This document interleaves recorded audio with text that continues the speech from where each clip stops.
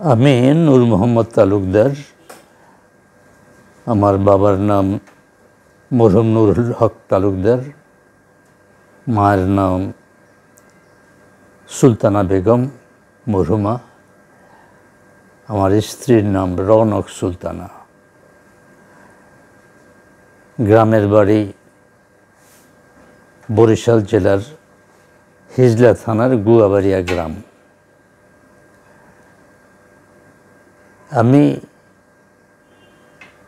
আমার জন্ম,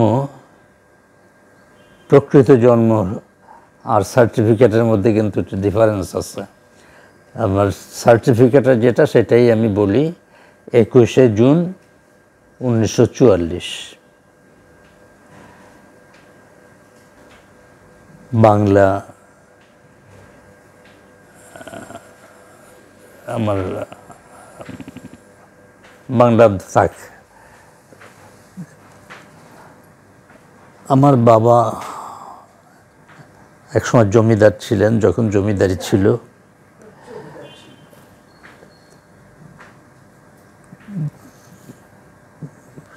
বাংলাদেশ পাকিস্তান আমলে যখন আমাদের জমিদারি সরকার নিয়ে নেয়, তারপর থেকে আমাদের পৈতৃকই হলো আপনার এই কৃষি প্রফেশন। আমি ছোটোবেলায় গ্রামে থেকেই প্রাইমারি পড়েছি। হাই স্কুলে আমি বরিশাল শহরে 1960 সালে ম্যাট্রিক পাস করি। তখন কিন্তু ম্যাট্রিক ছিল।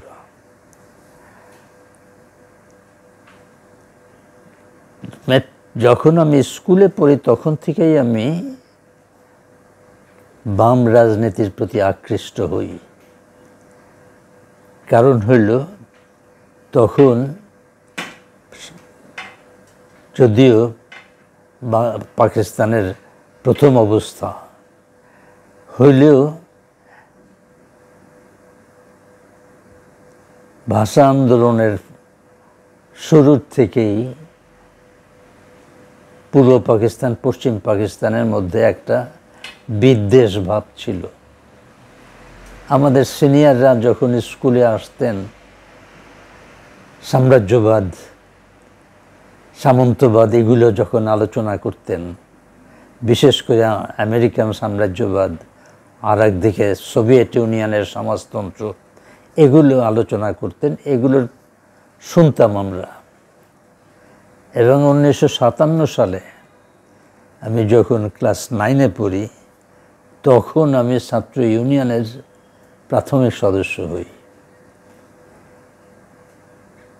তার মূল লক্ষ্যটা হলো আপনার যে ছাত্র ইউনিয়ন একটি সংগঠন যারা সমস্ত মানুষের সমান অধিকার, সার্বজনীন শিক্ষা ব্যবস্থা, গণতান্ত্রিক শিক্ষা ব্যবস্থা নিয়ে আন্দোলন করে।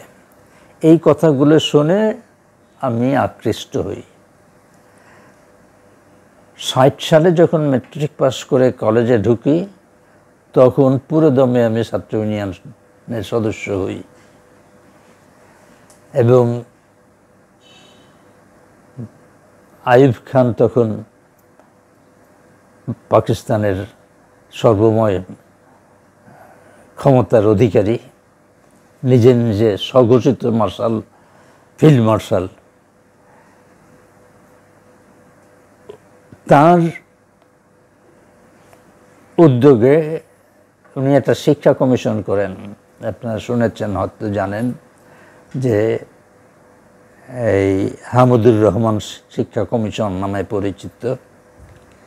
সেটার মধ্যে শিক্ষার যে সংজ্ঞা দেওয়া হয়েছে, সেটা যাদের অর্থ আছে তারা শিক্ষা নিতে পারবে, যাদের অর্থ নেই তাদের শিক্ষার দরকার নাই। এইটা ছাত্র সমাজের ভিতরে দারুণভাবে প্রভাব করে এবং ছাত্র ইউনিয়ন এটা নিয়ে বেশি আন্দোলন করে। তার ফলে সারা পূর্ব পাকিস্তানে তখন ছাত্র ইউনিয়ন একটা বিরাট সংগঠন দাঁড়ায়।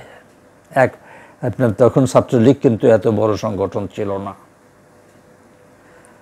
আমরা হামিদুর রহমান শিক্ষা কমিশনের এগেনস্টে যে আন্দোলন করলাম সেটা একেবারে গ্রাম পর্যায় পর্যন্ত আমরা করেছি। হামিদুর রহমান শিক্ষা কমিশন আইয়ুব খান স্থগিত করতে বাধ্য হন। তারপরে আইএসসি পাস করার পরে আমি বাংলাদেশ কৃষি বিশ্ববিদ্যালয়ে ভর্তি হই। তখন পূর্ব পাকিস্তান কৃষি বিশ্ববিদ্যালয় ময়মনসিংহে, ওখানে ভর্তি হই। সেখানে এর আগে আমরা 63 সালে ভর্তি হই, তার ওই ইউনিভার্সিটিটা প্রতিষ্ঠিত হয় 1961 সালে। আমরা থার্ড ব্যাচ ইউনিভার্সিটি। সেই সময় ওখানে এই জাতীয় ভিত্তিক যে সমস্ত ছাত্র সংগঠন সেগুলো ছিল না। ওখানে ক্লাবের মতো সংগঠন ছিল, সেগুলো নিয়েই ওই কালচারাল অ্যাক্টিভিটিস হতো। আমি যাওয়ার পরে ওখানে আমি প্রথম ছাত্র ইউনিয়ন শুরু করি এবং 2 বছরের মধ্যে বাই দিস টাইম তখন তো বঙ্গবন্ধু হয় নাই, তখন শেখ মুজিব আওয়ামী লীগের পক্ষ থেকে 6 দফা দাবি যখন উত্থাপন করলেন, ছাত্র ইউনিয়ন তার সাপোর্ট দিল এবং আমরাও সেটা নিয়ে আন্দোলন করলাম। এবং তখন ছাত্রলীগ, ছাত্র ইউনিয়ন, মেনন গ্রুপ আমরা একাত্র হয়ে এই আন্দোলন করি। তো আমার ইউনিভার্সিটিতে অ্যাক্টিভিটির ফলে ময়মনসিংহ শহরে আমার একটা ব্যাপক পরিচিতি লাভ করে এবং তারা 68-এ আমাকে ময়মনসিংহের ছাত্র ইউনিয়ন, গ্রেটার ময়মনসিংহ যেটা আর কি, টাঙ্গাইল শহর, টাঙ্গাইল, জামালপুর, কিশোরগঞ্জ, নেত্রকোনা, শেরপুর এসহ গ্রেটার ময়মনসিংহ ছাত্র ইউনিয়নের আমি প্রেসিডেন্ট হই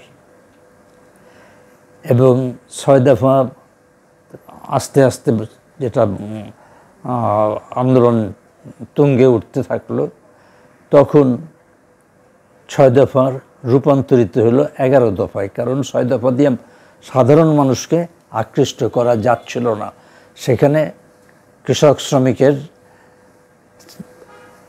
দাবি দেওয়া ছিল না, কম ছিল। তার ফলে আপনার ছাত্র সংগ্রাম পরিষদ কেন্দ্রীয়ভাবে তারা 11 দফা দাবি তুলেন। আমরা ময়মনসিংহ শহরে সর্বদলীয় ছাত্র সংগ্রাম পরিষদ তৈরি হয়, আমি সেটার সভাপতি। তার ফলে আপনার সমস্ত ময়মনসিংহ ডিস্ট্রিক্টে আমার একটা ব্যাপক পরিচিতি হয়।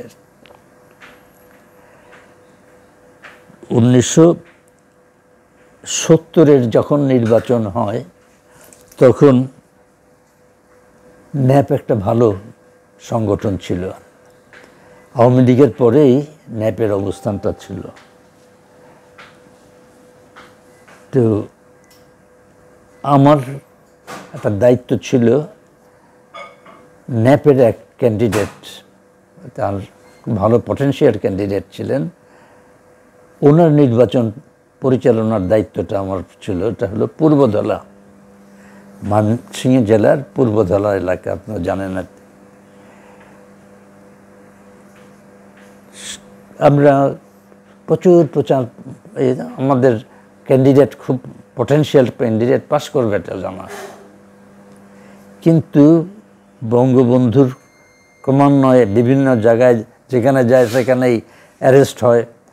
এর ফলে তার কিন্তু একটা তার আরও ব্যাপক পরিচিতি হয় এবং আওয়ামী লীগের 6 দফা সে তখন 69-এ যে 11 দফায় রূপান্তরিত হয়।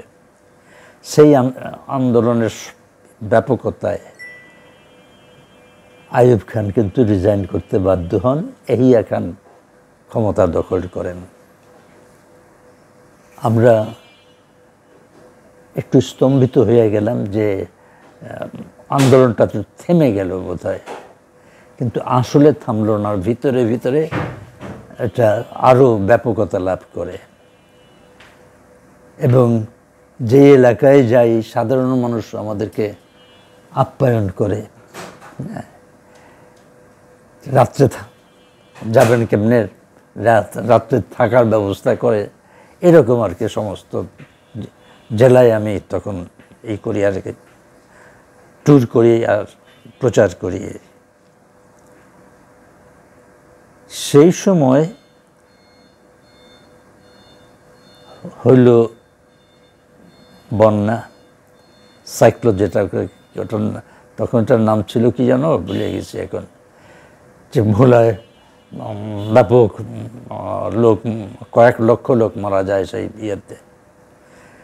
সেই ঘটনায় যেহেতু সরকার, কেন্দ্রীয় সরকার খুব একটা উদ্যোগ নেয় না এটার প্রতি করার, এইটাতে কিন্তু মানুষের ভিতরে দারুণ ক্ষোভ সৃষ্টি হয় এবং মানুষ বুঝে নেয়। এবং বঙ্গবন্ধুর উপরে অর্থাৎ শেখ মুজিবের উপরে অত্যাচার যখন বাড়তে থাকে আর কি, তখন মানুষ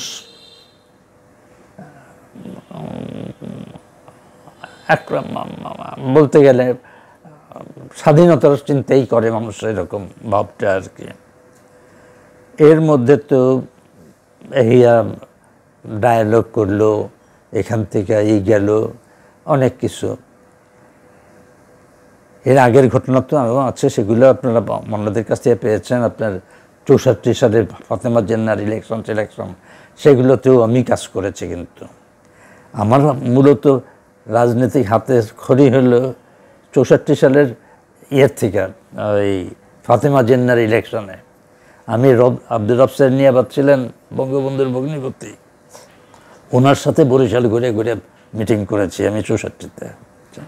যাই হোক, পরে ই হইল আপনার ইলেকশনে এসে গেল। এতে ইলেকশনে আমার ক্যান্ডিডেট আব্দুল আজিজ তালুকদার, সে খুব পরিচিত, পাশ করবে এটাই আমাদের ধারণা ছিল। তো নির্বাচনের দিন দেখলাম সব উল্টে গেল। আমার বুথে কেউ পান খেতেও আসে না।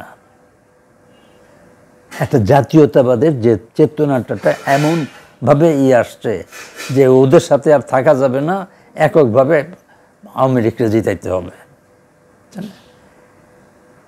আওয়ামী লীগ 3টা বাদে সব সিটেই আওয়ামী লীগ পেয়ে গেল। তারপর 25শে মার্চের ঘটনা, তো 7ই মার্চের ঘটনা জানেন।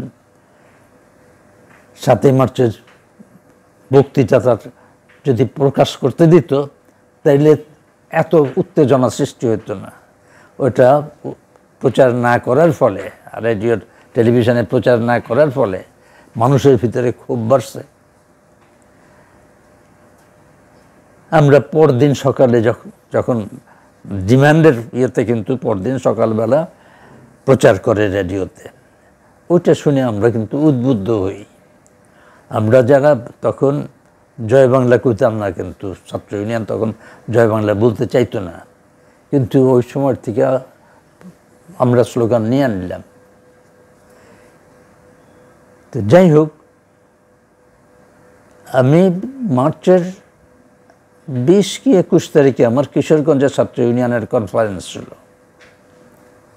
ঢাকাতে তো আপনার 2 না 3 তারিখে মার্চের জাতীয় পতাকা তুলল। তো এটা ঢাকার মধ্যেই সীমাবদ্ধ ছিল, সারা দেশে অতটা হয় নাই।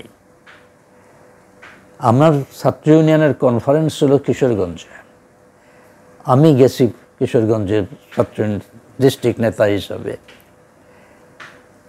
23শে আগস্ট হলো আপনার 23শে মার্চ হলো বাংলাদেশে পাকিস্তানের জাতীয় দিবসের। সেই দিন জাতীয় পতাকা বাড়ি ঘর অফিস আদালতে তোলার কথা, কিন্তু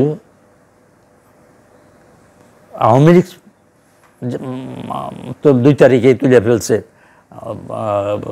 এরা চার খলিফা তারা বঙ্গবন্ধুর বাড়িতেও পতাকা তুলছে। সমস্ত সংগঠন কিন্তু এটা গ্রহণ করে নাই। আমাকে কিশোরগঞ্জের ছাত্র ইউনিয়নের নেতারা ধরলো যে আমরা 23 তারিখে কি করব সিদ্ধান্ত দিয়ে যেতে হবে। আমি তো কেন্দ্রের সিদ্ধান্ত ছাড়া দিতে পারি না সিদ্ধান্ত। আমি ওখান থেকে ঢাকায় যোগাযোগ করার চেষ্টা করলাম। তখন তো এই মোবাইল টোবাইল ছিল না, ল্যান্ডফোনে তাও লাইন পাওয়া খুব কঠিন ছিল সেই সময়। যাই হোক, ওখানে একজন ভদ্রলোক ছিলেন ন্যাপের, তার মেডিসিনের দোকান ছিল, সেখান থেকে আমি ঢাকার সমস্ত নেতাদের সাথে যোগাযোগ করছি। সবাই বলে যে আমরা এখনো সিদ্ধান্ত নেই। কিন্তু আমাকে তো ছাড়তেছে না কিশোরগঞ্জ জেলারা। আমি সিদ্ধান্ত দিয়ে দিলাম যে 23 তারিখে বাংলাদেশের পতাকা তুলো। দিয়া আমি ময়মনসিংহ, তখন তো এত শর্টকাট জার্নি ছিল না, ময়মনসিংহ হইয়া আমি আসলাম ঢাকায়। বোধহয় 23শে মার্চ আমি ঢাকায় আসলাম। 24 তারিখ ছাত্র ইউনিয়ন অফিসে গেলাম, 25 তারিখ ন্যাপের অফিসে গেলাম।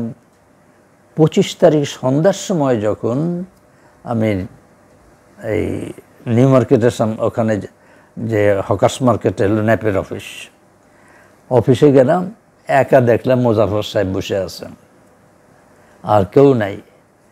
আর না থাকার কারণটা হলো যে সেদিন যে ইভিনিং পত্রিকাটা বেরিয়েছিল, একটা ছোট্ট পত্রিকা বেরোত, সেটার মধ্যে রাত্রে যে হবে, এর আগে আপনার কাহিনীতে অনেকে আছে যে এহিয়া আসলো, পাকিস্তানের নেতারা আসলো, বঙ্গবন্ধুর সাথে অনেক ডায়ালগ করলো, সেগুলো আপনার লিস্টে আছে, ওগুলো আমি আর আলোচনায় যাচ্ছি না আর কি।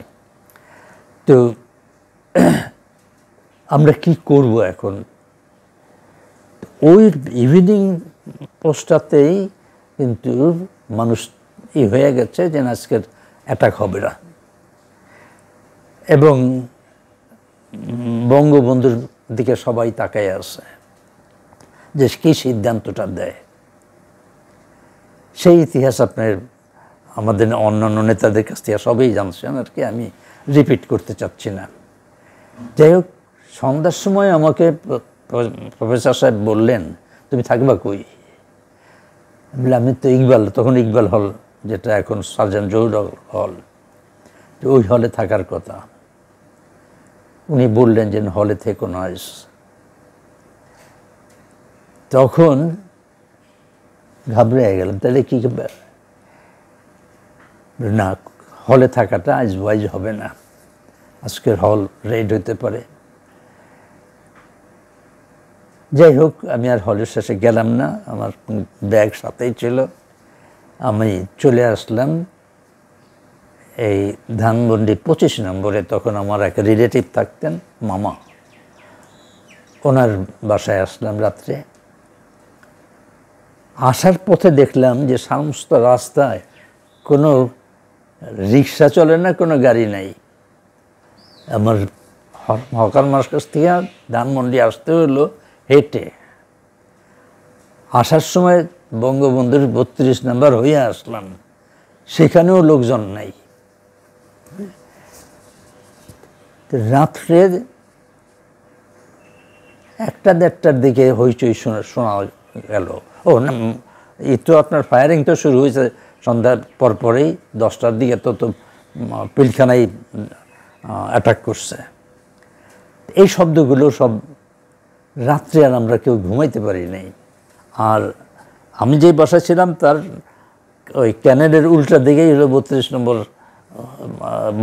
বঙ্গবন্ধুর বাড়ি, যে ওখানে যা হচ্ছে সেগুলো পর থেকে শোনা যায়। আমরা রাত্রেই খবর পেলাম যে বঙ্গবন্ধুকে অ্যারেস্ট করছে এবং তাকে পাকিস্তান নিয়ে গেছে। আর সন্ধ্যার পরপরেই খবর হয়ে গেছে যে এহিয়া চলে গেছে, আলোচনা শেষ করে চলে গেছে এবং যা অর্ডার দেওয়ার দিয়ে গেছে আর কি। তখন রাত্রে 3টার থেকে অ্যানাউন্সমেন্ট হলো ওই কারফিউর, পরদিন বের হওয়া যাবে না। ওই কেউ কেউ লুকিয়ে লুকিয়ে ওই কী বলে রিক্সায় এদিকে এদিকে আসছে।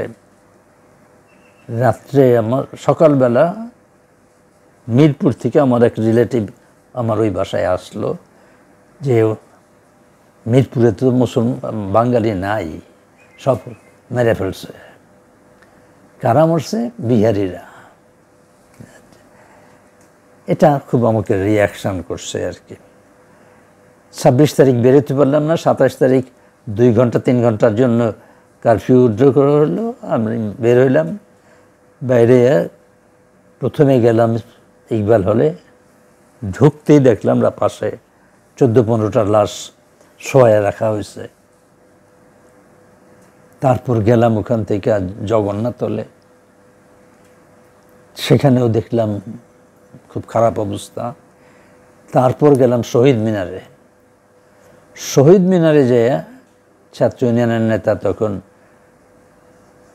মুজাহিদুল ইসলাম সেলিম, যে সিপিবির পরে সভাপতি ছিলেন, উনি হলো সাধারণ সম্পাদক।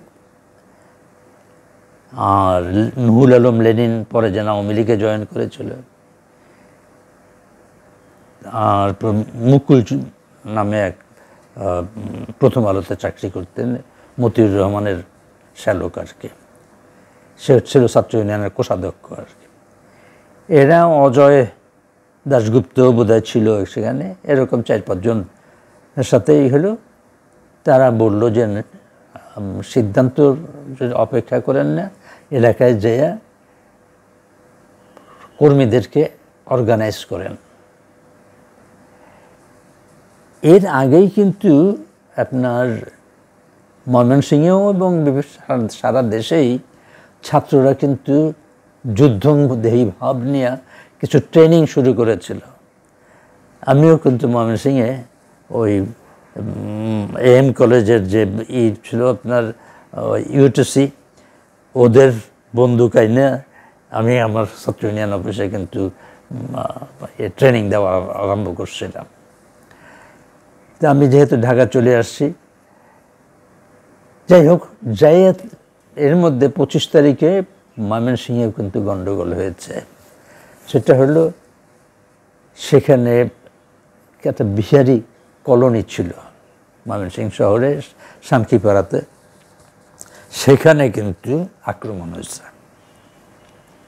আপনি উঠতে বসান, সেখানে আক্রমণ হয়েছে এবং কিছু স্লটারিংও হয়েছে, কিছু বিহারি গ্রামের দিকে চলে গেছে ইত্যাদি। তো আমি 27 তারিখে চেষ্টা করলাম যে বাইর হওয়া যায় কিনা, ঢাকার দিয়ে পারলাম না। 28 তারিখেও কোনো যানবাহন পাইলাম না। 31 তারিখে আমি সিদ্ধান্ত নিলাম যে হেঁটেই যাব ময়মনসিংহ। সবার মধ্যে তখন হয়েছে যে এখন পাকিস্তানের সাথে আর থাকার কোনো সম্ভাবনা নাই, আমাদের যুদ্ধ করতে হবে। এখন কিভাবে করতে হবে সেটা নেতারা আগেই কিন্তু সন্ধ্যার পরেই বঙ্গবন্ধু সিগন্যাল দিয়ে দিছে যে তোমরা সরে যাও, হাইড আউটে চলে যাও, সবাই পারলে ওপারে চলে যাও, কিন্তু আমি যাব না, আমি গেলে পর ম্যাসাকার হবে। এটা কিন্তু উনি বলে গেছেন। যাই হোক, কোনো নেতারাই নাই, তারা এই 2-3 দিনের মধ্যেই সব ইন্ডিয়া যাওয়ার প্রস্তুতি নিয়ে কেউ কেউ চলেও গেছেন হয়তো। আমি 31 তারিখে রওনা করছি হেঁটে গেলাম এই আপনার মিরপুর ব্রিজ পর্যন্ত। ওখানে যেয়ে পাইলাম একটা বাস ডাকতেছে কালিয়াকোট যাবে, নবীনগর যাবে। ওটুকু আগাই চাইলে তখন কিন্তু ভালুকার রাস্তা হয় নাই, তখন আমাদের যে যাওয়ার একমাত্রই রাস্তা হইয়া টাঙ্গাইল হইয়া।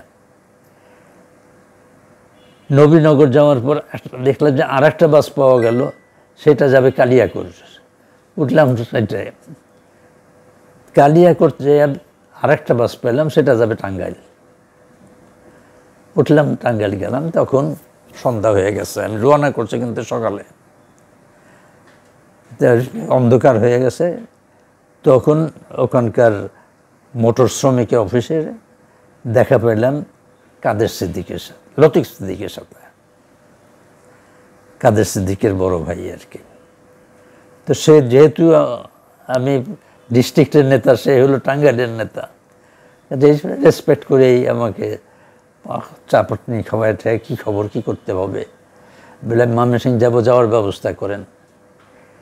তো বলে যে আমি তো না, এটার ওই মানে ট্রাফিকটা দেখে হলো কাদের সিদ্দিকি, ওর সাথে। তো কাদের সিদ্দিকে বললাম যে আমি কেমনে যাব। কাদের সিদ্দিকি বলে, তো আমি বড় কালীহাতি পাঠাইতে পারবো, কালীহাতির ব্রিজ অলরেডি ভাঙছে।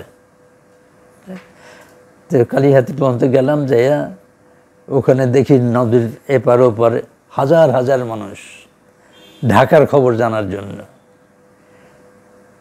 আমি একটা নৌকা দিয়েও পার হইলাম, পার হয়ে দেখলাম ওখানে আমার ছাত্র ইউনিয়নের আমার কিছু কর্মী আছে, তারা উদার ভাই আমাদের মিটিং করি আমরা, আপনি কিছু ঢাকার এক্সপেরিয়েন্স বলে যান। তো আমি ওখানে বক্তৃতা দিয়ে গেলাম। ও নিয়ে গেল তার বাড়িতে, যে এখন রাত্রে কেমনে যাবেন। আমি বললাম আমার যেভাবে হোক আমাকে আগাইতে হবে, যতটুকু আগাইতে পারি, তুমি যাওয়ার ব্যবস্থা করো, একটা মোটরসাইকেলের ব্যবহার করো। তো তার বাড়িতে খাওয়া দাওয়া করে আমরা রাত্র 10টার সময় মোটরসাইকেলে রওনা করলাম। তো ও বলে যে আমিও যাব আপনার সাথে। আচ্ছা ঠিক আছে চলো। আসলাম মধুপুরে। মধুপুর আইসা ওখানে মধুপুর গড়ে যে ফরেস্ট অফিসার, এ আবার আমার কাজিন ছিল। রাত্রে উঠাইলাম তারে। তো উঠে বলে যে তুমি আসলো, তো আমার ক্লাসমেট এবং এই কাজিন, তো কেমনি এই করে যায়, তোমার আমি বরত পুজোর মুক্তাগাছা পর্যন্ত দিতে পারবো, কারণ মুক্তাগাছার ব্রিজ ভাঙে ফেলছে। মুক্তাগাছা পর্যন্ত আমার জিপ দিয়ে পাঠাই দিতে পারবো। আমি সেইটাই করো। বলে রাত্রে পারবো না, সকালে যাবো। এই সকালে গেলাম, মুক্তাগাছা গেলাম। মুক্তাগাছা নদী পার হইয়া রিক্সা পেলাম, রিক্সায় একেবারে ইয়েতে ময়মনসিংহ শহরে। আশ্চর্যজনক হলো যে কেউ আমার কাছ থেকে একটা পয়সা নিল না। মানুষের ভিতরে যে এটা যে ভাড়া হিসাবে বা রিক্সাওয়ালার ভাড়া, কেউ এক পয়সাও নিল না। এটা একটা চমৎকার ব্যাপার, যে মানুষের ভিতরে জাগরণটা আর কি। তো ময়মনসিংহ যেয়ে দেখলাম যে অলরেডি সেখানে 2টা ক্যাম্প তৈরি হয়ে গেছে। একটা হলো ন্যাপ, ছাত্র ইউনিয়ন কমিউনিস্ট পার্টির, আর একটা হলো আওয়ামী লীগের। তো আমি যে ন্যাপ, ছাত্র ইউনিয়ন কমিউনিস্ট পার্টির ক্যাম্প, আপনি ময়মনসিংহ গেছেন, ওটা রাজা সুন্দরী স্কুল আছে, ওই স্কুলে হলো আমাদের ক্যাম্প। আর ওখানে যে সরকারি বালিকা বিদ্যালয়, সেটা নামটা ভুলে গেছি এখন, ওইটা হলো আপনার আওয়ামী লীগের। এই রায়টটা করাইছে আওয়ামী লীগের হিন্দু লোকরা, না একটাই লোক, একজনেই তো যথেষ্ট ওগুলা শুরু করার জন্য। তার নাম ভানু করে নাম, সেই করাইছে আর কি, না। তো যাই হোক, আমরা পিস করার জন্য করলাম। আমি ডিসির সাথে যোগাযোগ করলাম, বাংলাদেশ কৃষি বিশ্ববিদ্যালয়ের ভাইস চ্যান্সেলরের সাথে যোগাযোগ করলাম, এসপির সাথে যোগাযোগ করলাম। বললো যে না, আপনাদের সাহায্য ছাড়া আমরা কিছু করতে পারবো না। এখন আপনারা যখন যেখানে দরকার হয় ডাকবেন, আমরা যাব, কিন্তু আমাদের উদ্যোগ খুব কঠিন এখন। যাই হোক, এপ্রিলের বোধহয় 4 তারিখে সিদ্ধান্ত হলো ময়মনসিংহ থেকে যে আমাদের ঢাকার নেতাদের সাথে যোগাযোগ করাতে, কেউ তো ঢাকাতে নাই, তো কোথায় যেতে পারে। অ্যাপ্রিহেনশন হলো, আমাদের ধারণা হলো যে ঢাকার নেতারা যাবে আগরতলা, কোনো যে আগরতলা ষড়যন্ত্রের কথা আগের থেকেই আছে, তো কাজে এটা আগের থেকেই ধারণা যে নেতারা সব দলেরই প্রথম যাবে আগরতলা, সেখান থেকে যে যেদিকেই যাক না কেন। তো মাঝখানে হলো আপনার কি জায়গাটা, এটার নাম বেলাবুর পরে, এটাকে এটার নামটা কি, আচ্ছা সব নেতারা ওখানে আছে। যাই হোক, ওখানে কৃষক নেতা ছিলেন আপনার প্রিন্সিপাল, নামটা হলো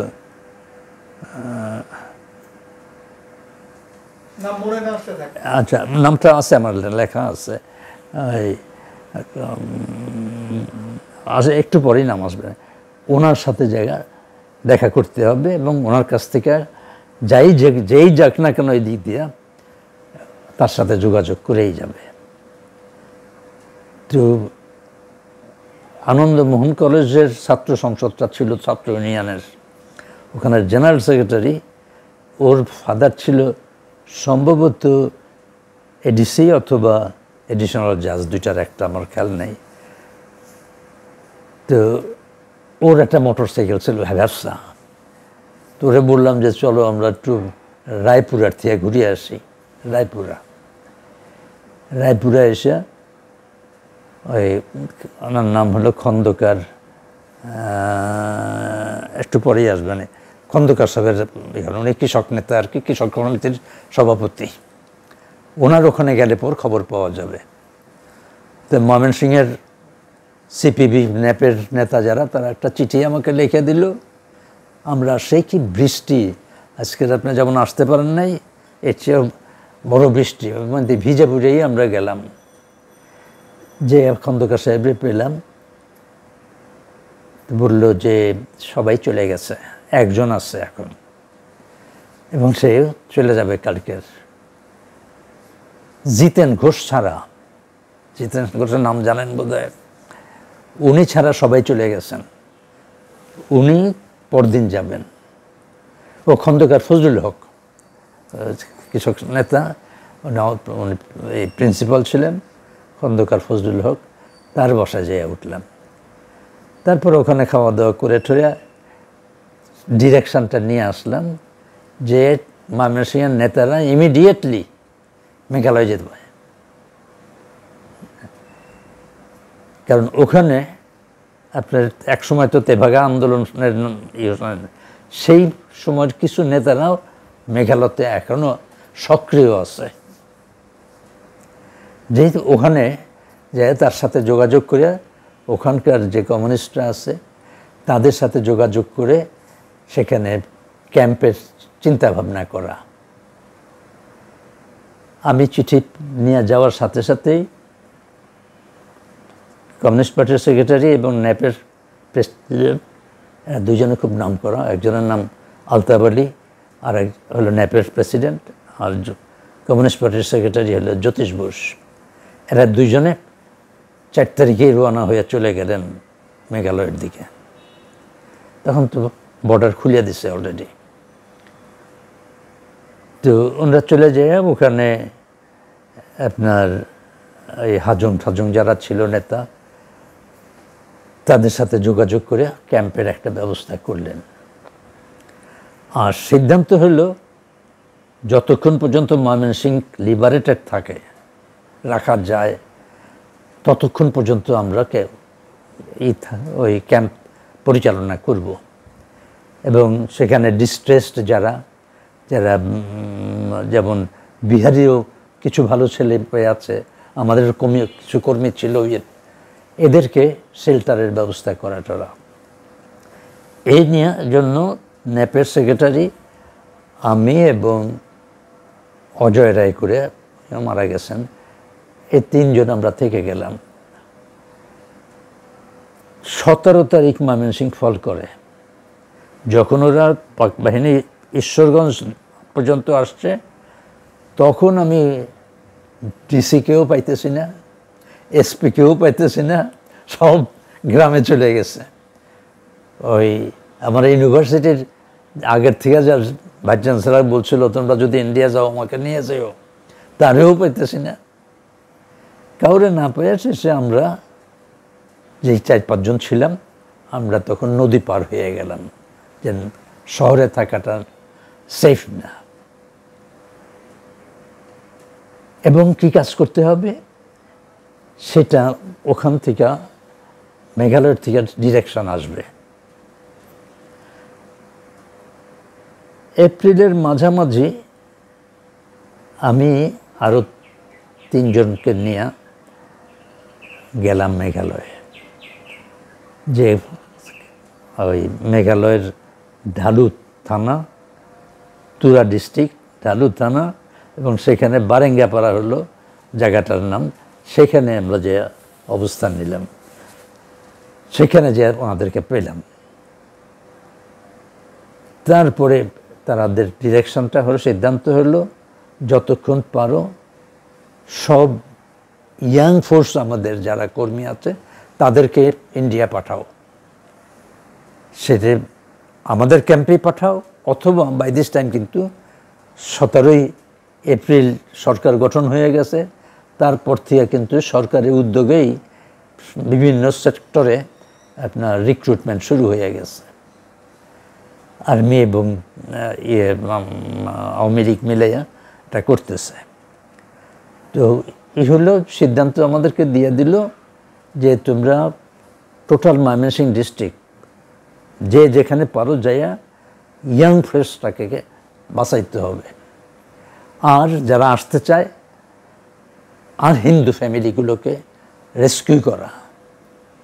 এই কাজটা কিন্তু আমরা এসে ঘুরে ঘুরে ময়মনসিংহ ডিস্ট্রিক্টে করলাম। এটা মূল কাজ ছিল আমাদের।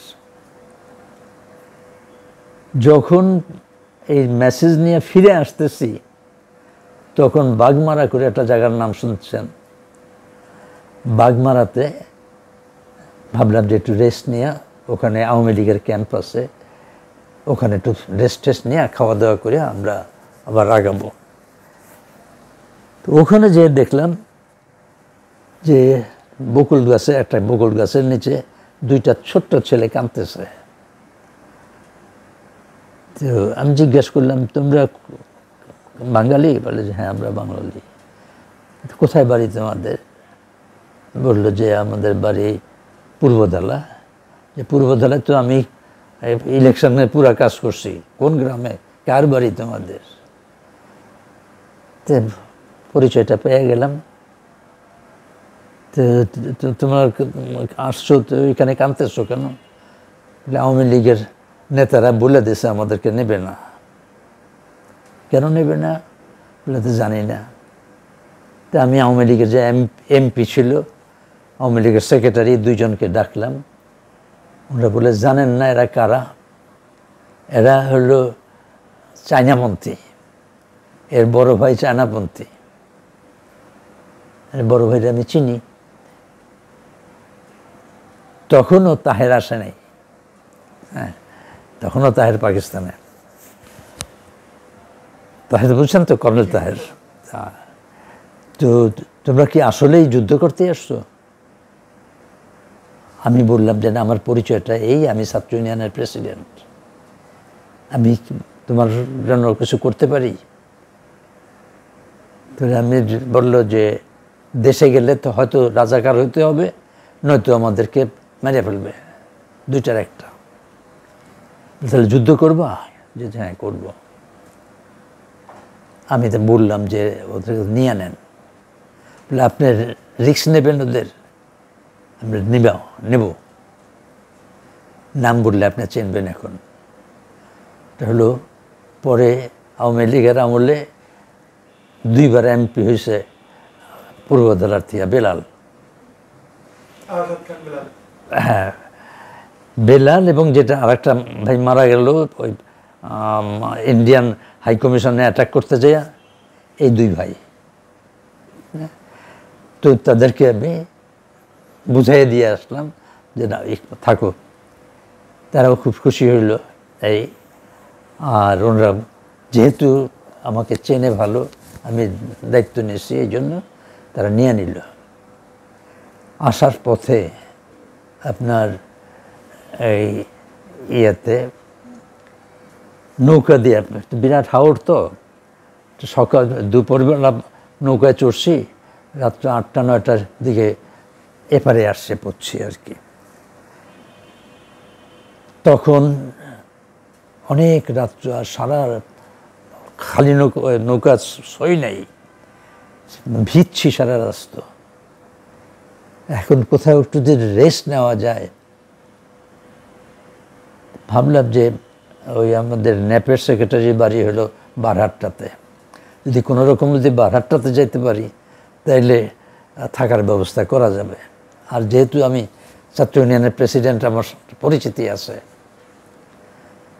তো বারহাট্টার পাশ দিয়ে একটা নদী আছে, ওই নদীতে তখন রাত 10টা, 10:30 বাজে, কোনো খেওয়া নাই, পার হবো কেমনে। তো আমরা মাঝি ডাকতেছি যে খেওয়ার নৌকা আছে নাকি। তো এই পার থেকে তখন অলরেডি কিন্তু রাজাকার রিক্রুটমেন্ট শুরু হয়ে গেছে, বা তাদেরকে ডিপ্লয় করা শুরু হয়ে গেছে। এপার থেকে রাজার একটা বলতেছে যে 1 পাও আগাবা না, তাহলে কিন্তু গুলি করবো। কোথায় থাকি, বাড়িগুলো স্ক্যাটার্ড।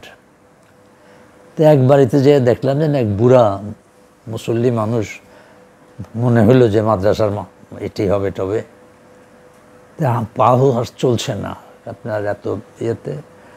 তখন তাকে অ্যাপ্রোচ করলাম, তার আগে এক বাড়িতে অ্যাপ্রোচ করছি যে আপনাদেরকে একটু থাকা দেওয়া যায় কিনা। বাড়িতে না করে দিল যে না, আমাদের এখানে থাকার কোনো ব্যবস্থা নাই। তারপরে এক হুজুরে পাইলাম, তো উজু টুজু করে বললো যে আসেন, রাত্রে কিন্তু খাওয়াইতে পারবো না, কারণ আমরা 2 জন আছি, বুড়া বুড়ি আর ছেলেপেলেরা কেউ নাই বাড়িতে। তো রাত্রে, গভীর রাত্রে হইচই শোনা যাচ্ছে। প্রথম যেই বাড়িতে অ্যাপ্রোচ করছিলাম, সেই বাড়িতে চোর ধরা পড়ছে, গরু চোর। তো ভাগ্যের যে সেই বাড়িতে ছিলাম না, তাইলে আটকায় পড়তাম। যাই হোক, ভদ্রলোক বলে রাত্রে আমাদেরকে বিছানার ব্যবস্থা করে দিয়া, পানি টানি দিয়া যায় বলছে যে সকালবেলা কিন্তু না বলে যাবেন না। মনে মনে ভয় হইতেছে যে এখানে কি রাজাকারের মধ্যেই পড়িয়া গেলাম কি না, যে বলে গেলে পর যদি আবার ধরিয়া দেয়। খুব চিন্তায় পড়িয়া গেলাম, কিসের রাত্রে ঘুম, বডিটা একটু রেস্ট হয়েছে। সকালবেলা 8টা বেজে যায়, ভদ্রলোক আসে না, কোথায় গেল? সে গেছে ওই চোর ধরা হয়ে গেছে ওখানে, তারপরে আমাদের জন্য খাওয়ার ব্যবস্থা করত। সকালবেলা সে আপনার মুরগি, পোলাও, তখন আম কাঁঠালের দিন, আম কাঁঠাল, দুধ এগুলো নিয়ে সব খাওয়াইয়া দেওয়া। বললো যেন বাবা আপনারা যা, আমার 2 ছেলেও সেই, আমার 2 ছেলেও মুক্তিতে গেছে। আমরা যতই বলি যে না আমরা ওইসব না, সে কি আর বিশ্বাস করে? সে খাওয়াইয়া দাওয়াইয়া অনেক উপদেশ দিল যে ছাতি দ্বারা করবেন না, তাহলে কিন্তু ওরা মনে করবে বন্দুক। ওই একেবারে নেত্রকোনার বর্ডারে আসা, নেত্রকোনার খেওয়া ঘাটে আমাদেরকে উঠাইয়া দিয়া মাঝিরে বলে গেল যে ওনাদের কাছ থেকে পয়সা নেবা না, ওনা মেহমান। আমি এটাতে বলতে চাচ্ছি যে মানুষের যে চেতনাটা কোন পর্যায়ে আর কি। আমরা এসে প্রথম গেলাম, আমাদের একটা ঘাঁটি করে গেছিলাম বারহাট্টায়, বারহাট্টা না আটপাড়ায়। আমরা আটপাড়ায় উঠলাম, সেখানে 2-3 দিন ক্যাম্পিং করে, দিনে তো তার ক্যাম্পিং করতে পারি না, রাত্রে গ্রুপ মিটিং করে করে আটপাড়ার থেকে আসলাম মদন তো না, এই মাহমুদপুর করে একটা জায়গা আছে আপনার, ওখানে একটা পীরের আস্তানা আছে নেত্রকোনার পরেই। সেখানে এসে থাকলাম, ওখানে একটা খানকা আছে, সেইখানকার মধ্যে 2-3 দিন থাইকে ওই এলাকায় কাজ করলাম। ওখানে আবার আমার কিছু কর্মী ছিল, তাদেরকে এই করে আপনার অর্গানাইজ করে কীভাবে কী করতে হবে অনেক কেন্দ্রের ডিরেকশন ছিল যে আমাদের তো ট্রেন্ড হবে, ট্রেনিং হলে সেই এইগুলো কীভাবে আসবে, তাদেরকে রেকি করার কীভাবে করতে হবে, এগুলো সব শিখিয়ে দেওয়া আর কি। এই করে আপনার একেবারে করিমগঞ্জ থেকে আরম্ভ করে আপনার কিশোরগঞ্জের করিমগঞ্জ থেকে আরম্ভ করিয়া একেবারে আপনার বেগুনবাড়ি পর্যন্ত এইটা আমরা 3-4 জনে এই 1.5 মাস পর্যন্ত এই কাজ করছি। যে যখন শিওর হয়েছে যে না আমার ছেলেপেলে নাই, পাঠানো হয়ে গেছে সব, তারপর আমরা গেছি ইন্ডিয়াতে। ওখানে যাওয়ার পরে প্রথমেই একটা খেলাম, ওই বিএসএফ আছে, ওদের ওখানে রিপোর্ট করতে হয়। একটা লাত্তি খাইলাম, দেখেন এখানে এখনো কালা দাগ আছে, দেখা যায়? হ্যাঁ, এটা হলো বুটের লাত্তি।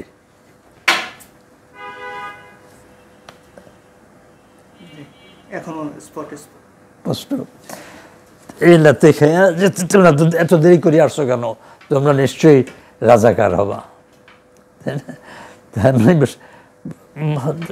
আমার সাথে যারা ছিলেন অত ইংরেজিতে ফ্লুয়েন্ট না, আমি বললাম যে তোমাদের ক্যাপ্টেন, হিন্দিতেই বললাম যে আমি তোমাদের ক্যাপ্টেনের সাথে একটু দেখা করতে পারি। তো যে ক্যাপ্টেনের কথা যখন বলছি তখন ওর একটু হয়েছে, ক্যাপ্টেনরে ডাকলো। তো ডাকার পর এটা বাগমারাতে বললাম, আমি দিলাম যে দেখো আমাদের পার্টির দায়িত্ব ছিল, দায়িত্বটা শেষ করিয়া আমরা সব পাঠাইয়া আমরা আসছি, কাজেই আমরা খারাপ কেউ না। কারণ তোমরা ইচ্ছা করলে পর তোমাদের সেন্ট্রালেও যোগাযোগ করতে পারো আর ডালুতেও যোগাযোগ করতে পারো। এই তখন তারা আমাদেরকে ছেড়ে দিল। সে তারপর থেকে আমি বারাঙ্গাপাড়ায় যখন আসলাম, আমার অনেকগুলো ক্যাম্প, তো বিরাট ক্যাম্প, তো অনেকগুলো বাড়িঘর, সেখানে আপনার আমার ম্যানেজমেন্টের দায়িত্ব পড়ল। আর যাদেরকে আমরা সিলেক্ট করব, এদেরকে থিওরিটিক্যাল ট্রেনিং, আদর্শিক ট্রেনিংটা দেওয়া, এটার দায়িত্বটা আমার পড়ল। যে একেবারে সেই ব্রিটিশ আমল থেকে আরম্ভ করে তার ইতিহাস এবং একটা মুক্তিযুদ্ধের কত দূর যেতে পারে, এটা যে 9 মাসে হবে এটা তো আমাদের চিন্তায় কারোর ছিল না। এটা আমাদের ধারণা ছিল এটা অনেক ভিয়েতনামের মতো লম্বা হবে। অতএব আমার যেন সলিড একটা ফোর্স হয়, সেই হিসাবে আমাদের ট্রেনিংটা। আর ওই মুক্তিযুদ্ধ ক্যাম্পগুলোতে, মুক্তিযুদ্ধ না, ওই শরণার্থী ক্যাম্পগুলোতে যোগাযোগ রাখা, অসুখ বিসুখ হলে পর তাদেরকে হেল্প করা, এইগুলো আমাদের। আর হলো যে নন ফেস না, এদেরকে ওই মুক্তিবাহিনীতে ঢুকাইয়ে দেওয়া। আমাদের ক্যাম্পে যারা যাবে তাদের মধ্যে যাদেরকে নন ফেস না, তাদেরকে ওই আওয়ামী লীগের যারা লিডার আছে তাদের সাথে আলাপ টালাপ করিয়া এদেরকে ঢুকাইয়া দেওয়া, যারা সাধারণ নাগরিক। এই কাজগুলো আমি এবং আরও যারা নেতারা ছিলেন তারা। হ্যাঁ, কতদিনে এটা একেবারে আপনার 10 তারিখে তো ময়মনসিং ফল করছে, 10 তারিখ পর্যন্ত, 10 ডিসেম্বর। হ্যাঁ, সেটাই আসতেছি। তারপরে আপনার এখানে এক ক্যাম্পে হয় না, আরও একটা ক্যাম্প, 2টা ক্যাম্প আমাদের করতে হয়েছিল, নামগুলো আমার মনে নেই। আরও 2টা ইয়েতে, কারণ আমাদের জায়গায় হয় নাই। আর আওয়ামী লীগের সাথে আমাদের ওই প্রিন্সিপাল মতিউর রহমানের নাম শুনছেন, যে ধর্মমন্ত্রী ছিলেন, ওনার সাথে আমাদের, উনি আর আমি এক ব্যাচমেট, ম্যাট্রিকে আমরা একসাথে পাস করছি আর কি। সেই হিসাবে আমাকে খুব রেসপেক্টও করতেন। অনেক গল্প সল্প করতাম এবং আমাদের কমন ইয়েদেরকে নিয়ে যেত। তো এইভাবে আমরা এই করেছি। অনেক সময় আপনার কমন মুক্তিবাহিনী যারা, তারা ওন্ডেড হয়ে আসছে, অপারেশন করে আসছে, ওন্ডেড হয়ে আসছে, তাদেরকে ট্রিটমেন্টের ব্যবস্থা করা, এগুলো আমাদের কাজ ছিল আর কি। 10 তারিখে যখন আমরা খবর পেলাম যে ময়মনসিংহ লিবারেটেড, ময়মনসিংহ মুক্ত হয়েছে, তখন তার ওখানে থাকার আমাদের কোনো না। আমরা 11 তারিখেই ডিসম্যান্টেল করলাম, করে দেশের মধ্যে চলে আসলাম। আসার পরে আমাদের প্রথম কাজটা হলো যে আমাদের যাদের যাদের কাছে অস্ত্র আছে সেই অস্ত্রগুলো যাতে বেহাত হয়ে না যায়, কারণ এগুলো দিয়েই পরে হবে আর কি। এদিকে আসার পরেই আমার ফাদার কিন্তু মারা গেছে লিবারেশনের মধ্যে, নর্মাল ডেথ, বয়স হয়েছিল, নর্মাল ডেথ। খবরটা পেলাম পর মনটা স্বাভাবিকই খারাপ, কিন্তু আমি তো আসতে পারতেছি না। এই এত লটভটের মধ্যে এগুলোকে ম্যানেজ করা, এর মধ্যে লুটপাট হওয়ার একটা পসিবিলিটি আছে, সেগুলো করা, সেগুলোকে কন্ট্রোল কীভাবে করা, 24 ঘন্টা আর কি। এইটা মাসখানেক আমরা করেছি। তারপরে তো আপনার এটার আমার সেন্ট্রালি সিদ্ধান্ত ছিল আমাদের, যত আপনার পঙ্কজ ভট্টাচার্যের ইয়াতে শুনছেন আপনি, যে এদেরকে রিহেবিলিটেশন করার জন্য প্রস্তুতি নেওয়া, সেগুলো করা, সরকারের সাথে বোঝাপড়া করা, এবং সরকারের আপনার যে আমরা চারিদিক থেকে প্রপোজালটা পাঠানো, যেটা ন্যাশনাল সরকার হওয়া দরকার। এটা একা আওয়ামী লীগের পক্ষে সম্ভব না এই সিচুয়েশন ট্যাকল করা, এটা কিন্তু আমরা বলছি। কিন্তু প্রথম থেকেই আপনার দেখেন, যখন সেই 69-এর আন্দোলন থেকেই সবটা হলে আওয়ামী লীগের নেতৃত্বে করতে হবে, তাহলে আমাদের কি কোনো স্বকীয়তা নাই? কিন্তু কিছু করার যায় নাই। ওই সময় থেকে যদি আমরা তখনই বুঝছি যে হওয়া যাবে না, খুব বেশি দূর আগাইতে পারবো না। আমরা তো প্যারিস মুভমেন্টের ইতিহাস পড়ছি, এগুলো আমাদেরকে পড়ানো হয়েছে। আমরা ভিয়েতনামের যুদ্ধের ইতিহাস পড়েছি, আমরা সোভিয়েত ইউনিয়নের বিপ্লবের কাহিনী এগুলো পড়েছি তো আমরা। কাজে এগুলোর থেকে, অভিজ্ঞতার থেকেই কিন্তু আমাদের কথা যা বলার সেটা বলেছি আর কি। তো যাই হোক, এরপর আপনার ছাত্র যারা, আমরা ছাত্রদেরকে পাঠিয়ে দিলাম যে তোমরা এখন, যেহেতু আমাদের প্রস্তাব ছিল যে যারা সাধারণ মুক্তিযোদ্ধা তাদেরকে এতে করা, আপনার কাজে নিয়োগ করা, তাদেরকে যদি কাজে নিয়োগ করা যেত, তখন পুলিশ, আর্মি ইত্যাদি নেওয়া যেত, তাইলে কিন্তু পরে যে দুর্ঘটনাগুলো ঘটছে এগুলো অনেকটা করা যেত। কিন্তু সেটা তো আওয়ামী লীগ সেই পথে যায় নাই। এই হলো মোটামুটি যুদ্ধ পর্যন্ত এই